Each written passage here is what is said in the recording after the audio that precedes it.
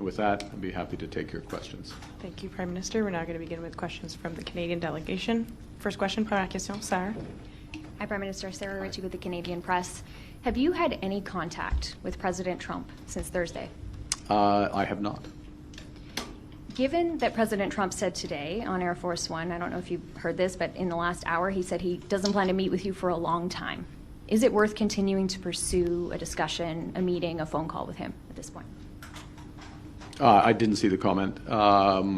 Look, we stand ready to sit down with the United States, myself with the President, my colleagues with their colleagues, when the U.S. is ready to sit down. We had made considerable progress on a supplement to the trading relationship that we had, considerable progress in the areas of steel, aluminum, and energy, associated areas as well. And as I just said, we're ready to sit down when they are ready to do that. If they're not ready to do that, as those comments indicate, then we were always going to do these things, to be clear.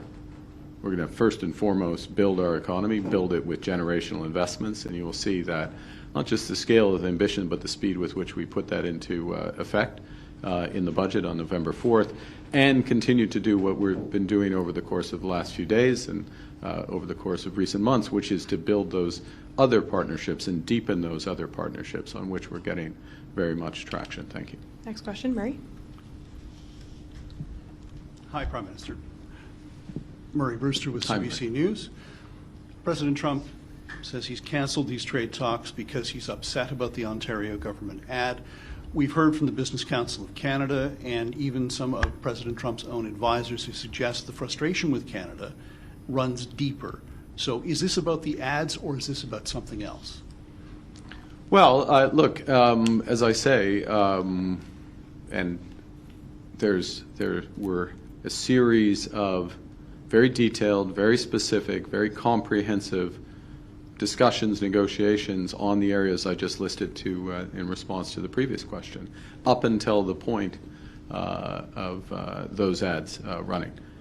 First point. Second point, I would suggest you take the President at his word for his reason. And that is the reason why, from the perspective of the federal government, which I'm responsible,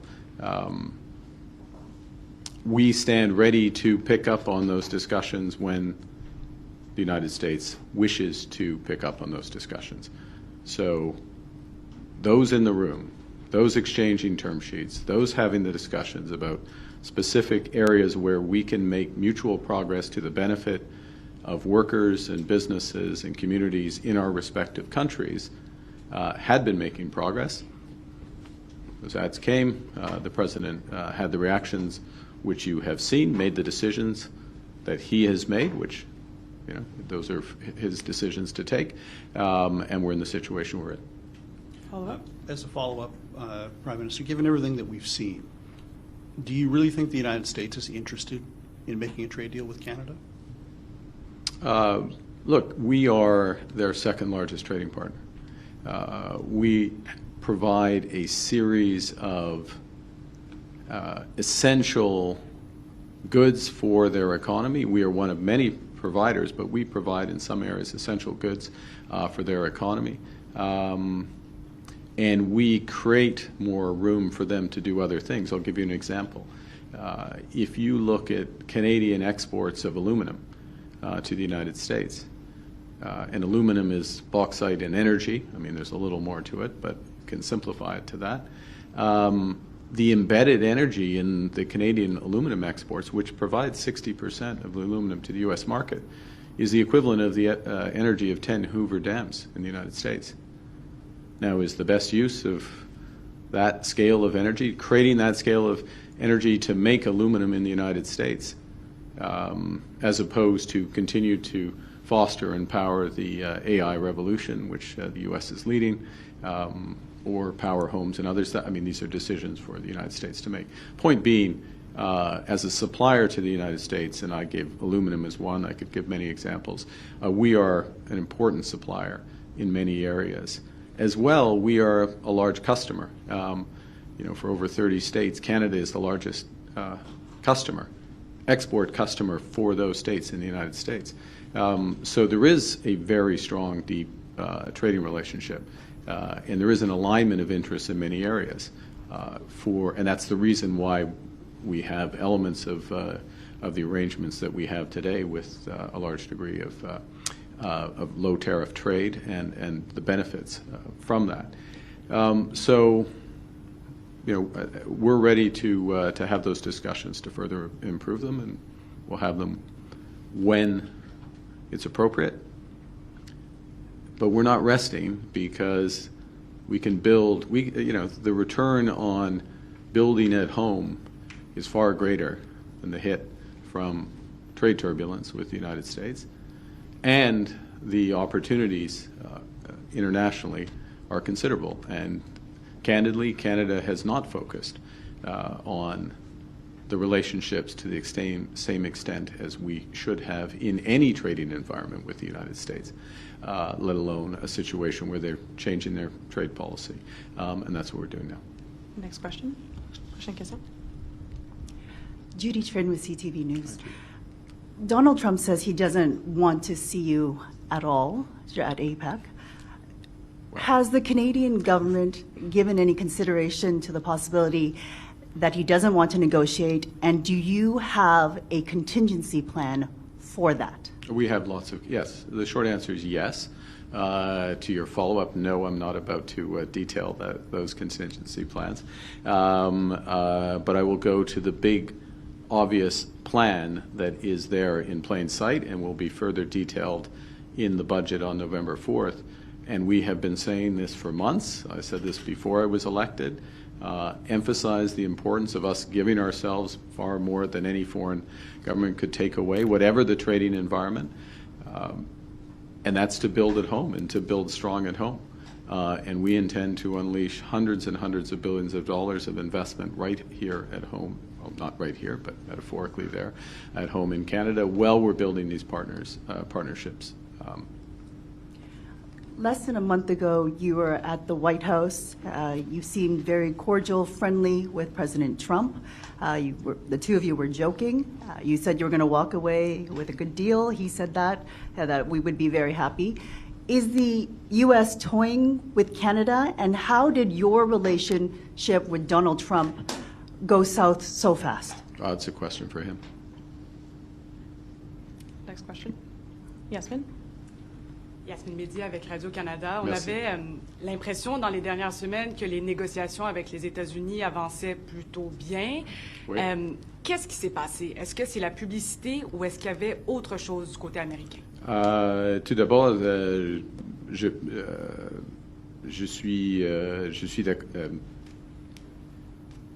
reconnais votre description. On fait de progrès dans les négociations, des progrès détaillés, des progrès constructifs, des progrès approfondis en ce qui concerne l'acier, l'aluminium, l'énergie, d'autres secteurs alliés. Et ce n'était pas fini, c'est évident, ce n'était pas fini, mais on était près d'un accord. Okay? Ensuite, il y avait les publicités. Et tout est changé, où la position du gouvernement américain a changé. Ça, c'est évident. C'est pas plus compliqué que ça. Follow-up. Par rapport à M. Ford, j'aimerais savoir, est-ce que vous lui avez demandé de retirer la publicité? Est-ce qu'il a nui aux efforts du Canada? Bon. Alors, c'est la responsabilité du gouvernement du Canada de négocier des accords commerciaux, de négocier des traités à l'étranger. Premier point. Deuxième point. Nous avons décidé de ne pas faire des publicités aux États-Unis. OK? C'était un choix. C'était évident pour nous de ne pas faire. OK. Et le reste est Donc, Dr. assez clair. C'était une erreur de la part de Il a pris une décision Next question. Prochaine question. Brian. Une décision différente de la décision du gouvernement du Canada. Qui est responsable pour cette relation? Sorry, who's Brian? What Brian's next question? Why don't we have We'll go to Brian's Brian. question, and Yeah. we'll follow up when you come. I'll ask a version of this so you can answer me. I figured you might. If it is true that a TV ad, that you were close to a deal, exchanging term sheets, and a TV ad caused all of this to be canceled, halted, Trump does not want to meet, are you upset at Premier Doug Ford for running this ad? If this is true that this ad spoiled something that was very close? Look, I'd say the following, which is that in any complicated, high-stakes negotiation, you can get unexpected twists and turns, and you have to keep your cool during those situations. It doesn't pay to be upset. Emotions don't carry you very far. And we had made progress, to repeat, and we stand by the progress that had been made. The Government of Canada does. And we are ready, when appropriate, to pick that up. And I'll just re-emphasize that it is the responsibility of the Government of Canada to have these negotiations. And others will have opinions, and others welcome free advice, unsolicited advice is entirely appropriate. Every Canadian is a stakeholder in these negotiations. Every Canadian is a stakeholder in the fact that we're making progress in ASEAN, that we have the agreement with Indonesia, that we have just decided to accelerate trade talks with the Philippines, with ASEAN as a whole. Every Canadian has a stakeholder, is a stakeholder in the evolution of our relationship with China and the discussions that we will be having at APEC with giants there. So that's the focus, sans émotion, et on va continuer comme ça. Follow up. And just to cast things ahead to where you're going later this week in Korea, can you give us an update on, do you expect to meet the Chinese president at APEC? And what kind of conversations do you expect to have with the Chinese delegation there? I do expect to, there are plans for me and President Xi to meet. We will pick up on the discussions I had with Premier Lee in New York a few weeks ago. A broad range of issues, both in terms of the commercial relationship, as well as the evolution of the global system. So I look forward to the meeting with the President. Il y aura une réunion pour moi avec le président de la Chine, Xi Jinping, et les sujets vont inclure les enjeux commerciaux et puis l'évolution du système global. Et on a une bonne fondation, une base après la discussion que j'ai eue avec Monsieur le Premier ministre Lee à New York il y a quelques semaines. Next question, Rafi. Hi, Prime Minister Rafi Buchanan, CBC. President Trump threatened to impose this additional 10% tariff, regardless of Ontario saying it would take the ad down. Does that suggest there is nothing to be gained from backing down to the U.S. president? Well, look, with respect to the additional tariff, we haven't seen the specifics about that. And look, I don't want to make a generalization of the situation. I'll repeat and I'll reemphasize, we've made significant progress. We stand by the progress that we had made. We think there is a very good addition to the trading relationship, an additional deal, if you will, that is in the interests of certainly Canadian workers, Canadian families, but very much American workers and American families as well. It's a win-win. When the time comes to pick that up, we would suggest picking it up from there. Follow up. This progress you have made, you've spoken a lot about sectoral tariffs. during your campaign, you were speaking a lot about reaching a comprehensive security and energy deal. Did you at one point give up on that? If so, why? Well, we talked about it. Maybe you weren't there, but in July, when we made the decision that we evolved our tariffs with respect to the United States, because we had reached a point by the middle of the summer where, under the executive order that pertained at then and still pertains, that the substantial proportion of our trade with the United States is tariff-free. The U.S. was less interested in the security element of the partnership, which is their decision. Look, and let's actually, so less interested in that, and as well was focused in, for most countries, on these so-called 232 sectors, which are by definition sectoral. And they're the major issue for our economy: steel, aluminum, autos, forest products, and therefore naturally it comes to that, and that's where we've concentrated our efforts. Let me take a step back and just a point of context here, which is, you know, the United States has a trade policy. It has a new approach to trade that has come in place with the new administration. We understand that. We respect that. They apply that policy to every country in the world. You see elements of it in the agreements that were announced here in Kuala Lumpur in the last 24 hours. And so that's the approach that one deals with with respect to having negotiations with the Americans. So it just follows. Our approach in terms of negotiations with Indonesia, our approach with respect to the EU, for example, is much more comprehensive. It includes security, it includes defense, it includes broader elements, and it's there's a symmetry. They're symmetric, those arrangements, and that's how we tend to do trade. But the U.S. does it differently. It's not how we tend to do trade. That is how we do trade, and the exception is the way the U.S. is doing trade. Next question, Ian. Ian Austin from the New York Times. When you made several concessions to the United States, dropping the retaliatory tariffs, the digital tax, and so on, you were challenged, and you said there's a time to push back and there's a time to talk. Well, the talks ended. Well, they just ended. Yes. Yeah. So, I mean, are we back into retaliation? Does this open the door to things like removing the EV tariff? Look, I wouldn't speculate on that. I'd say the following. I mean, you can speculate. I'm not going to speculate on that. I'd say the following.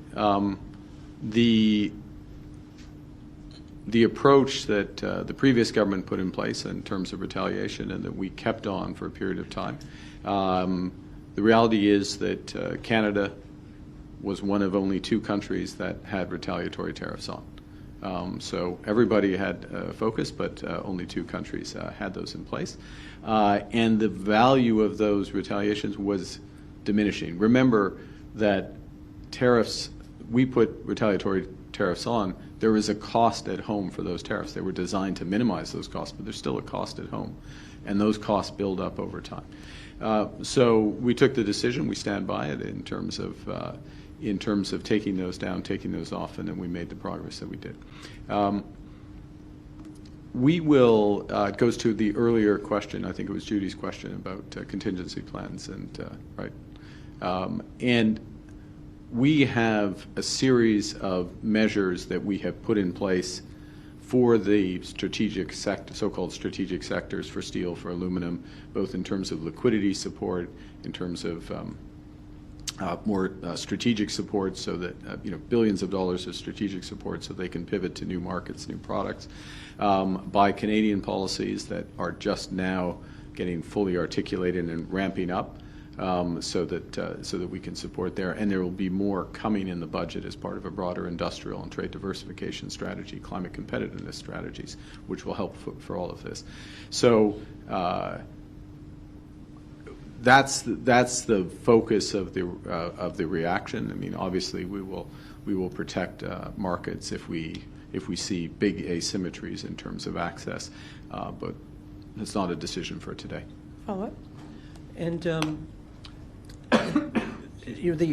the end of these talks, which you've described as being serious and constructive for what seems like a capricious reason, does this underscore that Is there any value in trying to negotiate something with the Trump administration? Is its word worth anything?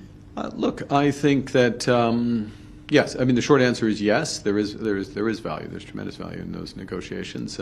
We've seen that the U.S. administration has made a series of commitments and agreements that is stood by. Some of those have been in the peace and security area. Some of them have been on the trade side.